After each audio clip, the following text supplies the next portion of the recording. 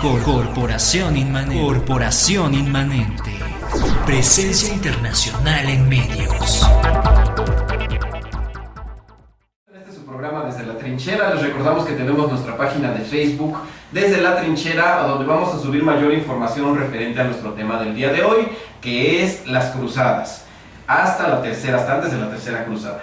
Bueno, acabamos de mencionar cómo Urbano llama a los cristianos en una cruzada en contra de los infieles, y entonces él consigue el apoyo de muchísima gente, toman sus armas y se deciden a ir a recuperar Tierra Santa. Estaba yo comentando ahorita con Marco que parecería que esta respuesta fue de inmediato, pero en realidad entre que Urbano da su discurso hasta cuando llegan a Tierra Santa les toma un largo año, porque obviamente los cruzados, la gente que iban andando, y eran columnas de miles de hombres. Entonces decían que, por ejemplo, para pasar por un mismo lugar toda la columna, a veces les tomaba 1, 2 o 3 días para que pasaran todos por el mismo lugar. Y entonces pasa el tiempo y llegan a lo que es Constantinopla. Cuando llegan a Constantinopla, los cruzados, que habían elegido de una forma más o menos popular, o sea, entre todos habían elegido un hombre que fue muy famoso y que se llamó Godofredo de Bouillon.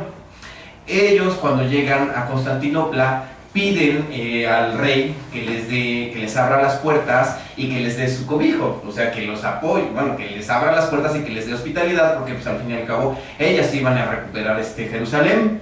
Y entonces el rey de Constantinopla, el rey del Imperio Bizantino, pues se dan cuenta de que no había recibido exactamente lo que él había pedido. Él esperaba que llegaran 300 o 500 hombres y de repente le llega una columna de 100,000. Entonces él ve como una amenaza, y en verdad era una amenaza que llegara tantísimo gente, porque lo podían quitar del trono fácilmente. Entonces él, de una manera muy hábil, convence a Godofredo y a sus líderes de que le juren lealtad a él, en primera, y en segunda les pide y les obliga con su juramento a que todas las tierras que ellos recuperen se las den de vuelta al Imperio Bizantino. Sí, también aquí había ya recelos por parte del emperador bizantino, porque ya había llegado a la cruzada de los pobres y ya habían hecho destrozos y habían hecho saqueos, y entonces como que no estaban muy contentos por la situación. De hecho, toda esta gente terminó muriéndose en un ataque de los turcos, porque ni siquiera tenían armas, o a lo mejor iban con asadones o con hachas o no sé, pero realmente no eran soldados, y pues al final terminan todos asesinados por los turcos. Y los turcos venían hostigando a las tropas que venían en apoyo del Imperio Bizantino. Y entonces, pues bueno, evidentemente Godofredo, pues ante la presión de no saber qué hacer, de no poderse quedar afuera, porque estaban obviamente los turcos, estaban hostigando al ejército, y ya viniendo el resto del ejército sabiendo que tenía que tomar una decisión, pues les rinde juramento y efectivamente dice, bueno, pues todos los territorios que recuperemos te los vamos a dar a ti, sin problema. Entonces comienzan, ellos ya están en territorio santo y ya comienzan a avanzar, pues obviamente para tomar Jerusalén. Es importante destacar que en esta época los musulmanes tenían problemas entre ellos y no estaban pasando por su mejor tiempo. Entonces, cuando llegan los cruzados, en realidad para ellos no percibieron en su magnitud qué era lo que estaba pasando. O sea, sí se dan cuenta que llegan miles de hombres, pero no lo asocian con una cruzada como tal, ¿no? Así como de que todo el mundo occidental se va encima de ellos para tratar de recuperar Tierra Santa. Entonces, el líder de los musulmanes decide tratar de emboscar a lo que son a las tropas, a los cruzados. Y entonces escoge un terreno montañoso a donde él trata de emboscar a las tropas cruzadas. En este momento, la forma de hacer la guerra, cada uno tenía sus propias armas. Debemos destacar que los cruzados hacían uso de un arma que en algún momento el Papa mencionó que era un arma impía, que era un arma que no estaba bien usarla, que era la ballesta. La ballesta era un arma que no debías de usar en contra de otro católico, porque con la fuerza que disparaba podía atravesar una coraza de una armadura. Las ballestas no disparaban a más allá de 50 metros, pero la ventaja que tiene una ballesta diferenciada de un arco es que la ballesta no requiere de mucho entrenamiento.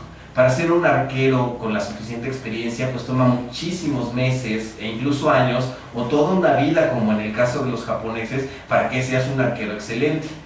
Sin embargo, si tú agarras una ballesta, la cargas y la apuntas y la disparas, y esto lo puede hacer prácticamente cualquier hombre.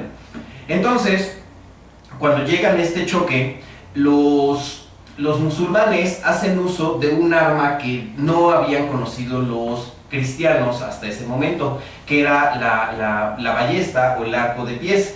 Te pones de espaldas y con tus piernas es con la que amartillas y logras disparar la flecha. Esto hace que tengan un alcance larguísimo comparado con lo que son los arcos de mano o de brazo. Sí, también debemos recordar en este momento los caballeros usaban toda una serie de equipo, de peto, de protección en los brazos, en las piernas, de casco. Los caballos también llevaban una protección, entonces eran muy lentos, eran sumamente vulnerables. A pesar de que eran resistentes, también eran muy vulnerables. Y otra cosa que tenían los musulmanes es que su acero era de gran calidad, o más bien, ellos fueron los primeros que empezaron a desarrollar el acero, que era un arma que era mucho más fuerte y más filosa que el hierro, que en ese entonces en Europa las mejores armas eran las de hierro nada más. Y entonces los musulmanes, al desarrollar el acero, podían tener una arma de muchísimo mejor calidad, más filo, y además eran expertos en el uso tanto de la espada, de la espada sarracena, que encima de esta famosa curva, de las flechas, y también eran expertos jinetes, cosa que en un momento desconcertó a los cruzados, porque eran sumamente hábiles, podían disparar sentados en el caballo, podían hacer una serie de cosas que los cruzados pues ni siquiera soñaban, ¿verdad? Entonces sí era muy importante, muy impresionante. Entonces, en esta batalla que trataron de emboscar, pues le voltean la batalla al líder de los musulmanes y los derrotan. Los ejércitos cruzados avanzan hasta llegar a una ciudad que es muy famosa y la asedian, que se llama Antioquía. Este asedio de Antioquía, cuando ellos llegan, tenían la idea de que iban a ocupar la ciudad en días, y entonces el asedio se extiende durante meses. Obviamente los habitantes de Antioquía estaban muy confiados, porque cuando tú defiendes en un asedio, pues básicamente en muchas ocasiones las tienes las de ganar, particularmente en estas épocas en las que las cadenas de suministros ni siquiera existían. O sea, los cruzados básicamente vivían de lo que tenían a su alrededor. Entonces el rey de Antioquía estaba muy seguro de su defensa, y entonces pasa una semana, pasan 2 semanas, pasan 2 meses, pasan 6 meses, y nomás no pueden tomar la ciudad de Antioquía. Los cruzados logran la victoria aquí a través de la traición. Ellos compran a uno de los guardias de unas de las torres que cuidaban las puertas, le ofrecen oro, joyas y todo lo que ustedes quieran, y lo convencen.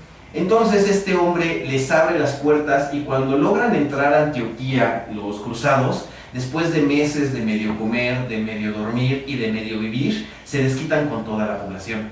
Y entonces hacen una matanza exagerada, matan a mujeres, niños, a todos los soldados, a todo el que se les ponga enfrente, lo matan solamente por todos los meses de penurias. Aquí es cuando se comienza ya a distorsionar esa idea de que ellos iban a recuperar Tierra Santa y que ellos eran el estandarte de la cristiandad y la bondad, porque llegan y matan a cuanto se les pone encima, enfrente.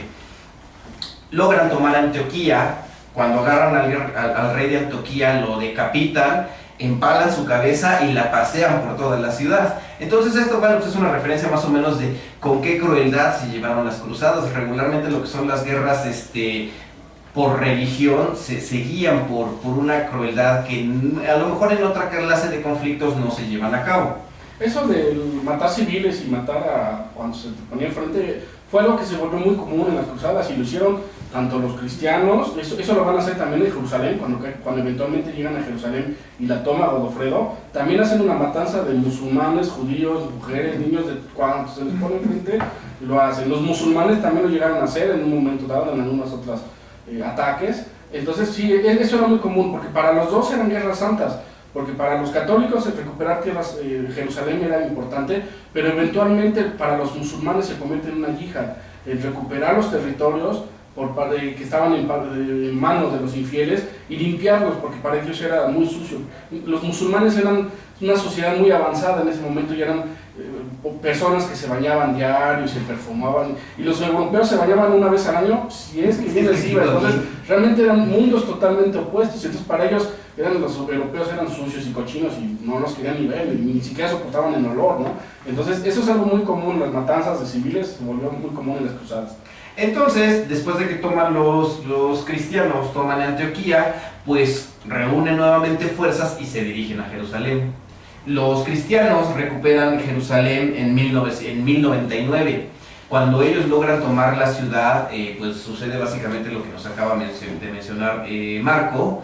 Toman la ciudad, matan a cuanto se les pone enfrente y de ahí firman una paz con los musulmanes.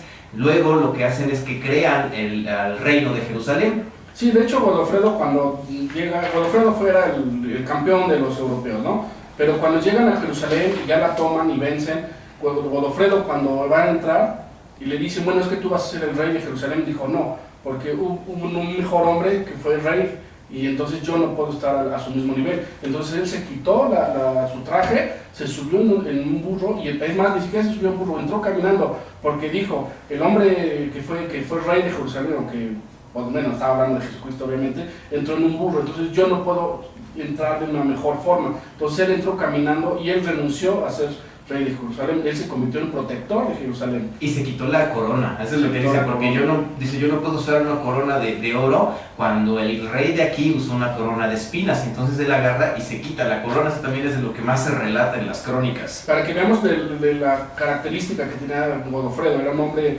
era muy valiente, un gran líder, pero también era muy noble y muy humilde en muchas ocasiones. Y muy religioso. Se supone que él desde que sale con la cruzada llevaba a 2 sacerdotes para que lo ayudaran con sus oraciones matutinas y las vespertinas.